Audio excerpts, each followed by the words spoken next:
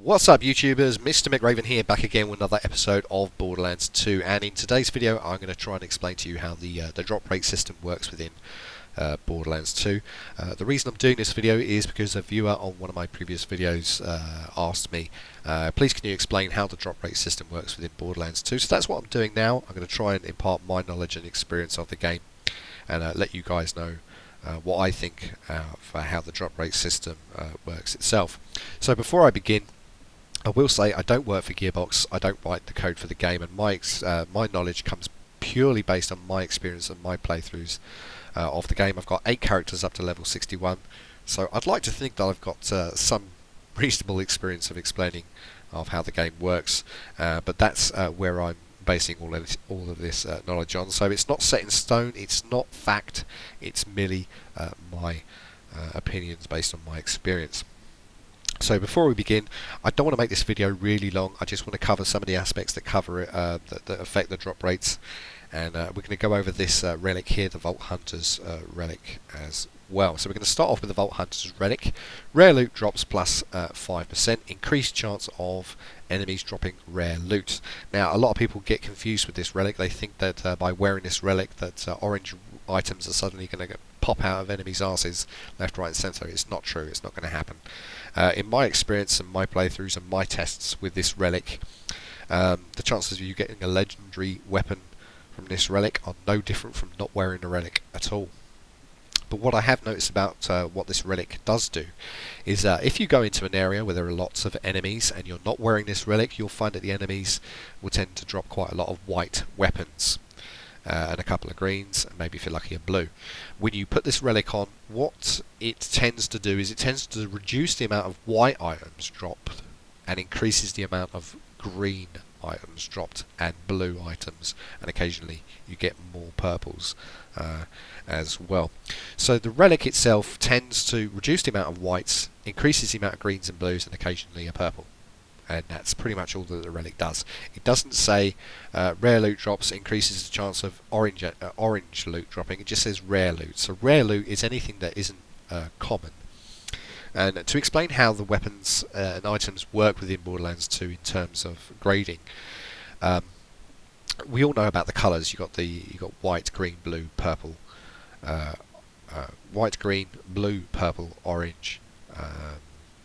And you've got pinks and you've got pearlescence now as well. But how it actually works within the game in terms of code, it's known as common, uncommon, rare, very rare, alien and legendary. So this relic affects the common, uncommon and rare, and that's all. It doesn't really, it's not going to give you massive amounts, and you're not going to kill an enemy and all of a sudden orange legendary items are going to flying off them. It's not going to happen. So if you're hunting for legendary weapons, wearing this relic isn't really going to help you. You might as well wear a relic that gives you more damage or something like that, because this relic isn't really going to do that for you so far in my experience and my testing. So that's the Vault Hunter's relic covered with that. So now I'm going to go over very generally, very quickly, some of the things that affect how the drop rates work, and things to do mainly with legendary drops, because that's mainly what people are interested in within the game. So firstly, to cover it is game modes. So the game mode that you're playing in will determine the drop rate. So there are 3 different modes. There's normal mode, there's true Vault Hunter mode, and there's ultimate Vault Hunter mode. The last mode you can only get if you have the season pass, I believe, or you pay for the upgrade pack and you get the level cap increase. And if you haven't got it already, I can tell you it is very much worth it. It's a lot of fun pushing up those old characters up to the full level. So definitely worth getting there. But getting back to the point, the game mode is what can affect the drop rate. So in normal game mode, the first playthrough in the normal mode, to give you some understanding about legendary drops, how the drops work is actually quite random. It's based on a random algorithm within the game. But if you want to look at it in terms of numbers, in normal mode against normal enemies, that's any enemy that isn't a boss, the chances of a legendary item to drop are around about 0.009%. So the chances of you getting a orange item off a standard enemy within the game in normal mode are very, very, very low. Which is kind of the way it should be. You don't want to be getting orange items all the time as easily as that, otherwise the game will get very boring. When you move up to True Vault Hunter mode, that obviously increases, and when you get to Ultimate Vault Hunter mode, that increases further. Again, Ultimate Vault Hunter mode, all the enemies are 4 times more powerful than they are in the base game. So Ultimate Vault Hunter mode is probably the best mode you can play in to get the best kit. Okay, so that's the game mode. So the more difficult the game mode, the better the chances of loot. So that's simplified. Now another thing that affects it is the weapon that you use and how easily it was for you to defeat that enemy. And the easiest way to explain this is in terms of, let's have a look at a Goliath. Now a Goliath is a great example because the Goliath, if you play it right, you can get him to upgrade several times as you fight him. And I'm going to explain the Goliath in another video. I'm going to do a special video on Goliaths because I love them. I think they're great. But when you shoot a Goliath, if you shoot him and kill him without him upgrading, then the chances are he's going to drop a white weapon. Or maybe a green, because he's Goliath, he's quite big. If you let him rage, you knock off his helmet, you get him go into a rage, you let him upgrade, then the chances of him dropping a rarer item then increase. If you let him upgrade through each of the stages, then each of the stages he upgrades through, the rarer and rarer the kit that he drops. So if you let him upgrade to the highest level, which most people don't actually do, then he's quite likely to drop a purple item, believe it or not. But we'll cover that in a different video. So the weapon that you use, and the harder it is for the enemy to die, that increases the chances of it dropping more and more rarer loot. Not necessarily legendary weapons, although it can actually happen.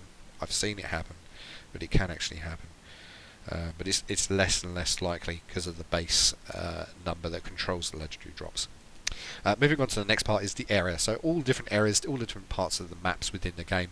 Certain areas have certain chances and certain increased chances of dropping certain colours of weapons. So you've got to really pay attention and observe where you go, what happens and what drops. Because you will notice that certain areas, that certain weapons types tend to drop more than others. Some things are also determined by like I said, the type of enemy. So the harder the enemy, if you're fighting a badass, a super badass, or an ultimate enemy, they have an increased chance of dropping rarer loot, and that can include legendary weapons because they're all based on a random algorithm. Now we're going to cover bosses and mini bosses. Now bosses like the Warrior, Pyro Pete, Hyperius, Master Gi, all of these bosses have a predetermined rate to drop certain things. Now, like, I'll give you an example. Pyro Pete in the Torgs DLC, he's quite likely to always drop a pink item. It's usually a Hoplite, an Evolution, or a pink Seraph weapon. Now, when I play him and I beat him solo in Ultimate Vault Hunter mode, I nearly always get 3 pink items off him. Maybe I'm just lucky, but every time I defeat him I get 3 pink items. But he's always predetermined to drop certain amounts of kit. And of course, within any of the boss fights, the chances of them dropping a orange weapon are increased substantially, but it's not guaranteed. As some of you out there have probably been farming the Warrior 70 times and never got a legendary drop in your life from them. That's because of the random algorithm within the game. Some mini bosses also happen to give out certain types of weapon, and some mini bosses actually are predetermined to give out legendary weapons. So if you want to check out on Google or Borderlands Wiki, there are certain enemies that are predetermined to drop an orange weapon. They have it built within the code of their enemies. A classic example is there's a Miss Moxie mission you can go on to kill the foreman in Opportunity. He will drop once you've completed the story mission. If you go back, he'll be there again. If you kill him, he's likely to drop a legendary. Now, I actually got a legendary black hole shield from him the other day whilst making a video, and he just dropped it the first time I did it. It was easy peasy. So certain enemies within the game, certain bosses will drop legendary items. There's Scorch as well in I can't remember what it's called, the Frozen Wastelands, I think it is. Scorch is a giant flaming spider. He often drops the baby maker. Then there's the Hodunks or something like that in the dust. He drops like an orange weapon. So certain bosses within the game are predetermined to drop legendary items, and some of them are based purely on a random algorithm. So that's pretty much it for the drop rates. I can't really tell you much more because they're a very difficult thing to explain, and they're a lot more complex than any single thing. But to increase your chances of getting better loot, here's what you do.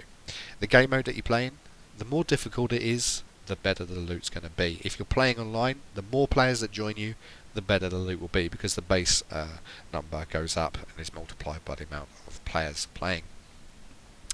If you come up against an enemy that has a chance to upgrade itself, like a Goliath, let them upgrade as much as possible, because then that increases your chances of getting rare loot.